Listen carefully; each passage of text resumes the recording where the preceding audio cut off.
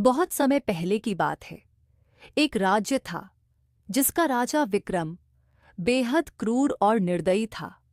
वह अपनी प्रजा पर तरह तरह के कर लगाता और जरा जरा सी बात पर कड़ी सजा देता। प्रजा भयभीत थी, लेकिन कोई भी राजा के सामने बोलने की हिम्मत नहीं कर पाता था। राजा विक्रम को अपनी शक्ति पर बहुत अभिमान था। वह सोचता था कि उसका शासन सदैव ऐसे ही चलेगा और कोई उसे हरा नहीं सकता। दिन ब दिन उसकी निर्दयता बढ़ती ही जा रही थी। एक दिन कुछ गरीब किसान दरबार में आए और गिड़गिड़ाते हुए बोले, महाराज, कृपा करें। कर अधिक बढ़ने से हमारे घर उजड़ रहे हैं, हमारे बच्चे भी भूख से मर रहे हैं और हमारी फसल भी बर्बाद हो गई है। कृपा करें महाराज, कृपा करें।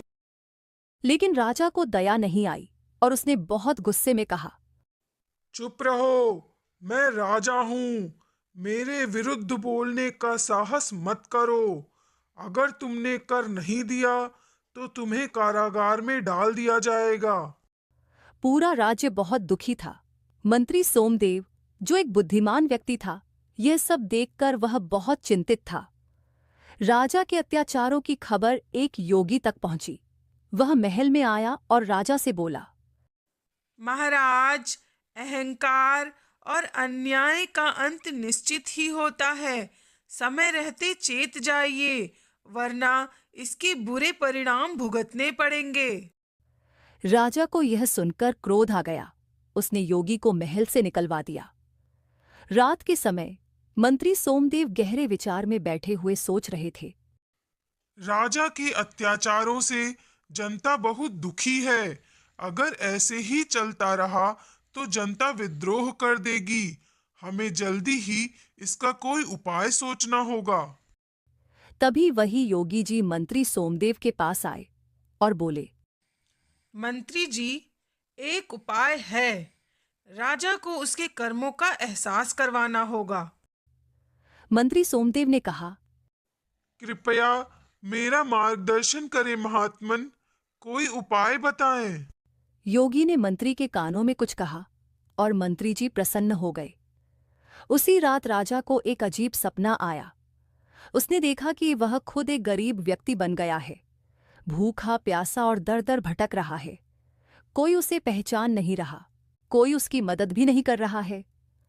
और जब उसकी नींद खुली तो वह घबरा गया और चिल्लाते हुए कहा, मैं तो राजा हूँ, लेकिन मुझे ऐसा सपना क्यों आया?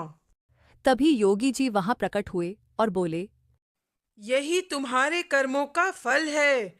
अगर तुम अपनी प्रजा पर दया नहीं करोगे तो भविष्य में यही तुम्हारा भाग्य होगा। उसे पहली बार अपने कर्मों पर पछतावा हुआ।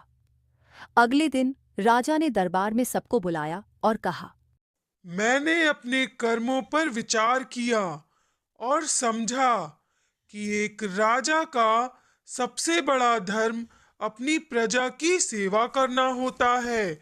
आज से कोई अन्याय नहीं होगा। कर कम दिए जाएंगे और जो गरीब हैं उनकी सहायता की जाएगी। प्रजा की भलाई के लिए कार्य किए जाएंगे। राजा के इस फैसले से पूरे राज्य में खुशी फैल गई। प्रजा ने राजा की जय जयकार की। मंत्री सोमदेव मुस्कुराया और कहीं दूर खड़े योगी ने संतोष की सांस ली। कहानी से सीख, अत्याचार का अंत निश्चित होता है। एक सच्चा राजा वही है जो अपनी प्रजा की रक्षा करे, न कि उन्हें दुख दे। यह कहानी नैतिकता से भरपूर है और हमें सिखाती है कि अहंकार और अत्याचार का अंत बुरा होता है। यदि कोई बदलाव चाहता है तो उसे सही मार्ग पर चलना होगा। दोस्तों, अगर ये कहानी आपको पसंद आई तो ऐसे ही और कहानियाँ सुनने के लिए मेरे चैनल को लाइक करिए, सब्सक्राइब करिए। Thank you for watching.